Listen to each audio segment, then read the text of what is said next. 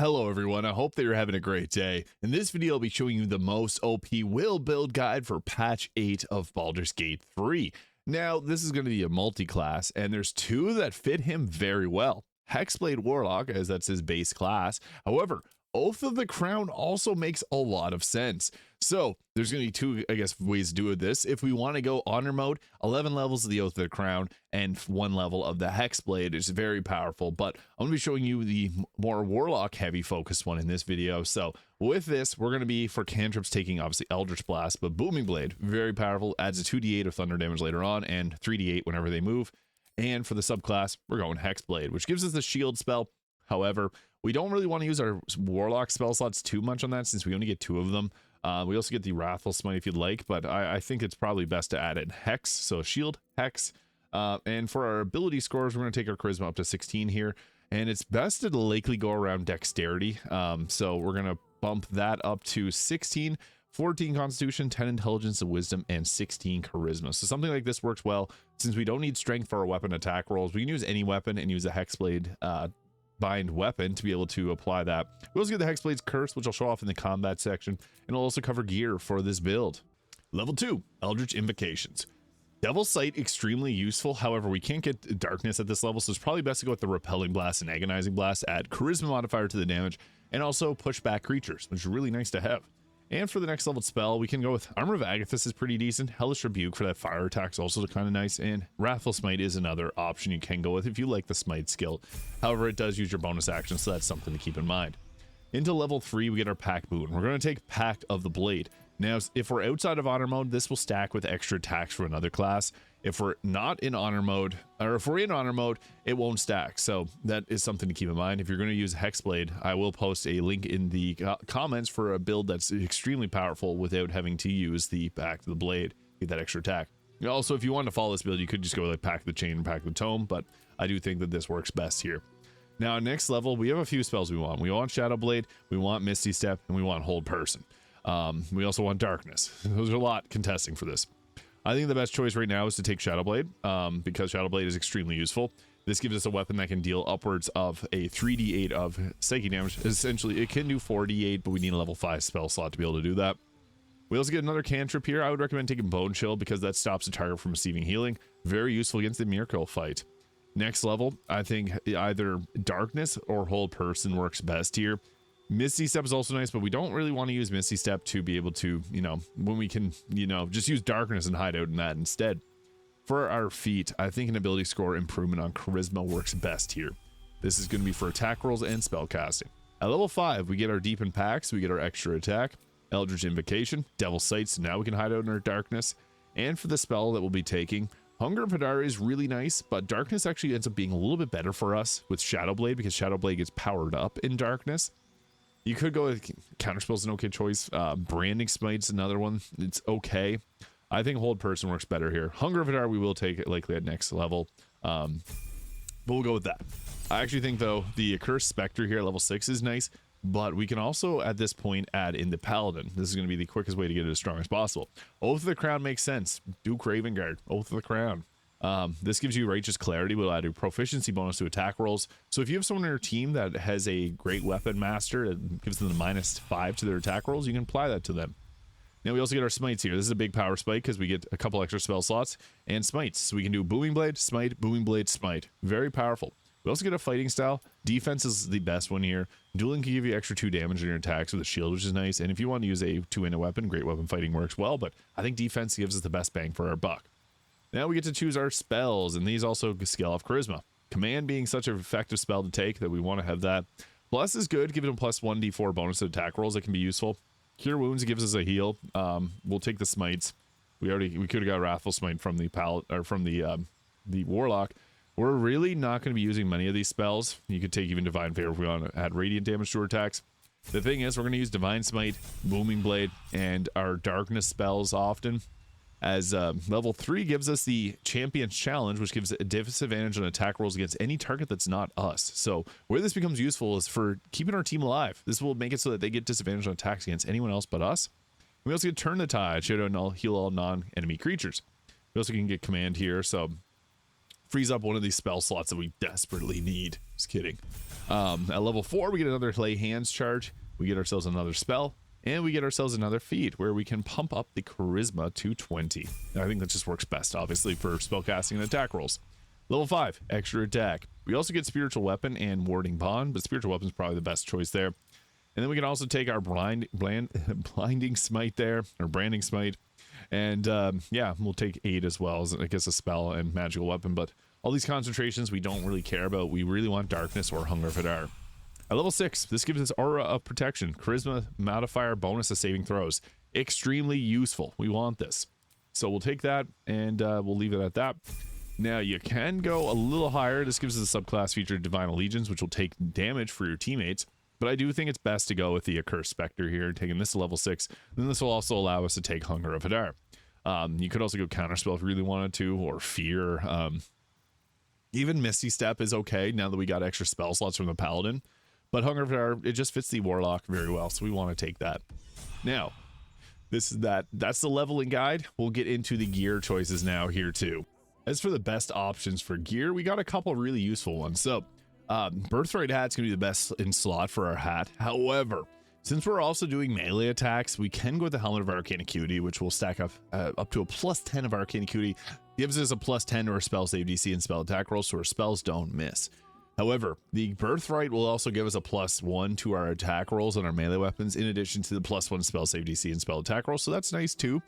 Charisma is a really big thing for us, and that also empowers our aura of protection. Now we can, if we go Paladin first, we can wear heavy armor, like the armor persistence. But if we're just going medium armor, the Armor Agility is really good too. They both give us the same armor class of 27 due to our dexterity choice there. The armor persistence will give us an increased damage, but disadvantage to stealth checks, where this gives us no disadvantage to stealth checks and a +2 to saving throws. So this is probably the best in slot, truly.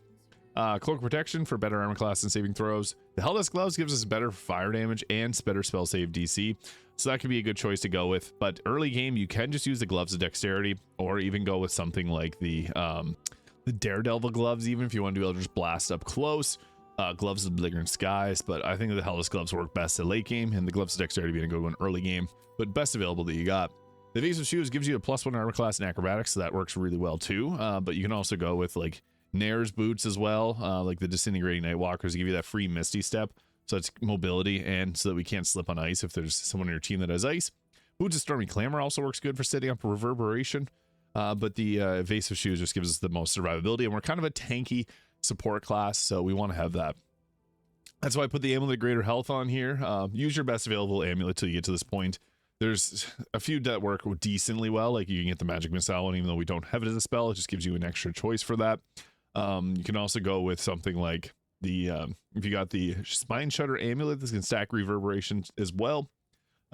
Even if you got, it's really best available that you got. Level 2 spell slot from a Spell Savant Amulet also works. I'm going with the Ring of Protection because, again, we got the Turn the Tide and Champions Challenge here, so we can pull enemies aggro to us. We want to have a good armor class. And the Killer Sweetheart. However, you can also do the Band of the Mystic Scoundrel, which gives us the bonus action attacks. So that's another really nice choice, because that gives us like Hold Person, that gives us the command spell, and much more. Now, what we're going to end up doing, so I have the Fowler Alluve weapon. This is going to be your best early game weapon. You can also go with Will's Sword, which the Infernal Rapier, this gives you your +1 to spell save DC, and you use your spellcasting modifier, which is nice, because, you ought to get that from the Hexblade. But it also gives us the Cambion, so that's good too. The Nirona being another good weapon. But again, early game, Fowler Alluve's good choice. I think personally what we should do is take the Staff of Spell Power, use it for its free cast here, so the Arcane Battery, and give ourselves the Shadow Blade. So this is nice because we got a level 3 version of it, which does I didn't do that right, which give us a 3d8. Make sure that you select the level 3 version of it, and with the Arcane Battery there, you get that level 3 version, which is better, 3d8 of psychic damage, so that's really strong. Then we can use the Resonant Stone, which will give us the Steeped in Bliss, so anyone that's near us will take extra psychic damage, which just makes us hit extremely hard, so it's doubling the damage. So all in all, that's what we're going to roll with Viconia's Walking Fortress and the Hellrider Longbow for that +3 initiative. So what this will look like in combat. So before combat, always make sure you have your Bind Hex weapon applied. So that gives our Shadow Blade that nice power up there. And it's our Hex weapon. So what we want to do So the best thing about the Warlock in general is the thing that they get Devil's Sight at level 2. This allows us to see in darkness. I know some people don't like darkness. You don't have to use it. However, Shadow Blade's empowered by it, and it's the kind of one of the core principles of a Warlock. So what we can do is set up our darkness here, and you can also use your Paladin spell slots, so you save your powerful level 3 ones. And you can see there, they're all in the darkness. Now what we can do is we can go up there, and since we got our Shadow Blade, this gives us Booming Blade. So we can go ahead, taking someone out with our Booming Blade, and then that's gonna likely take them out in one shot like that. Then we can go with the Divine Smite for our next attack, and that's likely gonna take them out. So bonk, yeah, that was a good amount of damage. And then what's on top of that is we also got our ability to do Command. So this gives us the quickened incantation from the Band of the Mystic Scoundrel. So what we can do is we can apply this to a couple targets. Anytime you see an enemy spellcaster, we want to shut that down right away. So 91% hit chance, we're going to go for that. And Command Approach, perfect. So that takes them out of combat as a bonus action. Really nice. And then we also get our third attack. So we can pick someone else off and just go right after them. I think this target here is looking good, so we'll try to hit them. Yeah, that wasn't enough to take them out, but it was good enough. So then hiding out in our darkness is really nice because they're going to just start throwing things. They can't see through darkness, so it messes with their AI a little bit. In honor mode and things like that, this is extremely useful. So having darkness up can make for some really nice fights, because you're going to see here, they don't know what to do. They can't see the rest of our team there, so it keeps your teammates safe, and that fits the role really well. And they can sometimes do attacks, but you see there, they don't have the greatest hit chance on that. So they're going to make attempts. They're not going to hit us. So yeah, that's really good. They get the disadvantage. And then if you had someone else, like if you have someone else doing like radiating orbs on them, it just makes it so that they also can't hit. They basically have no chance of hitting us. So it's great because it messes with how they process attacking, and they end up doing a lot of throwing attacks into the darkness, which you'll see. They typically can't do range attacks through darkness. They'll just throw. And our Command Approach worked well. So now we want to get rid of the mage caster here. So we'll go with our Booming Blade on this target and hope it takes them out. Perfect. That was 46, 11, and 6 damage. And we can raise our Accursed Spectre. So this is perfect. Now we got this here, Mundane Spectre, which will help out in combat. So that's just a really nice thing to have on our side. Now we'll follow this up with our Booming Blade against this target, which we have advantage against, because again, the Shadow Blade gets powered up by it. Wasn't enough, but then we have our Accursed Spectre there giving us the assist. That wasn't enough to take it out, but I'll just go with a regular attack, which should be enough to finish it off. Boom, that was a critical hit. 78 damage is insane. And there's another target here that's not in our darkness, so we'll go ahead with a... May as well use an upcasted one because they need a little bit more health to be able to take them out. Oh, that was not good. That broke concentration, unfortunately. We also got the shield spell, which can use our paladin spell slots. I would love to have had a level 1 spell slot to use on that, but it happens. So I flew too close to the sun there and got warmed by the mother brain. So that wasn't ideal.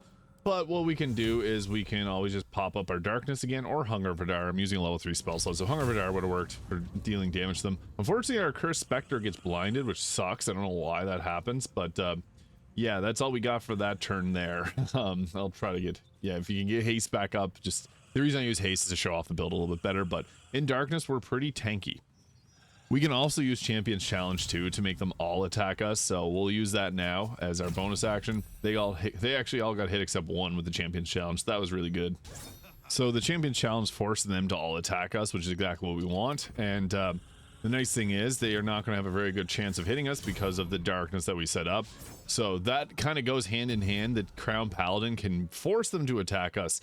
Since we have darkness, they act dumb, and yeah, we just keep missing attacks. And they actually hit us with one. I'm not going to use my level 3 spell slot on that, but we got Hellish Rebuke if we want to return fire, or even your shield has a attack that you can use off on someone. It's kind of nice too. So again, we're not going to get hit very often, but it does happen sometimes. So back to our action attacks, we got Booming Blade. We can also apply the Hexblade's Curse too, so that's another thing we can do. If you have someone that's got that we want to really focus on, we can go with that. I'm going to use Booming Blade on this one to hopefully take them out. Perfect, 32. We got our powerful Divine Smite. I might just do a normal weapon attack against this target, and boom, that was enough to take them out, 54 damage. And we can likely just do a normal weapon attack here with saving our spell slot. Yeah, 32, boom, pretty good. And there's a prone person there. And again, we'll follow up with the Booming Blade. Find the target has the most health and use your higher level spell slots on them. That was enough. 54, 11, and 2. And then follow it up with our Divine Smite. This hopefully will take this target out. It's going to be good damage. Yeah, 30, 19, 3. Wasn't enough, but we always got our third attack to finish them off. So that 68, we should have did that first. So our Cursed Spectre is just taking a nap there, but yeah, we have no spell slots left, so we need a short rest to get those back, but that's fine. We can just go and boom blade. So yeah, that is a very, very powerful will build for patch 8 of Baldur's Gate 3.